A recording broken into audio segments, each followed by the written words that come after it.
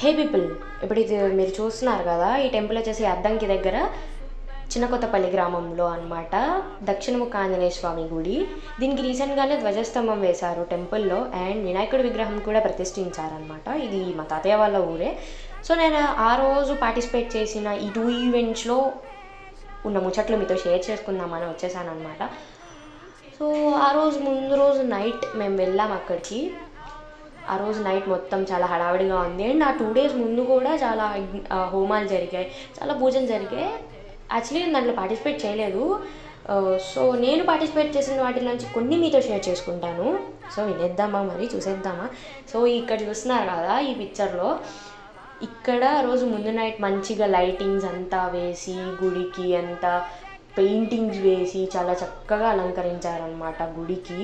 Because ధ్వజస్తంభం అంటే అతిపెద్ద ఇది, ఒక సెలబ్రేషన్ లాంటిది ఆ గుడికి ధ్వజస్తంభం వేసిన తర్వాత చాలా కళ అయితే వచ్చింది. ఆ ధ్వజస్తంభం వేయకముందు ఆ గుడి ఎలా ఉందో కూడా నేను మీతో షేర్ చేసుకుంటాను. సో ఇవిగోండి పిక్స్ చూస్తున్నారు కదా, ఇట్లా ఉంది. ధ్వజస్తంభం వేసిన తర్వాత ఇలా మారిపోయింది. చాలా కళ వచ్చింది కదా గుడికి అయితే. సో నాకైతే చాలా చాలా బాగా నచ్చింది ఆ ఈవెంట్. సో ఆ ఈవెంట్లో ఎలా ఏం జరిగిందో తెలుసుకోవాలంటే మరి పార్ట్ 2 కోసం వెయిట్ చేయాల్సిందేగా. చేసేయండి అయితే. ఓకేనా? బాయ్.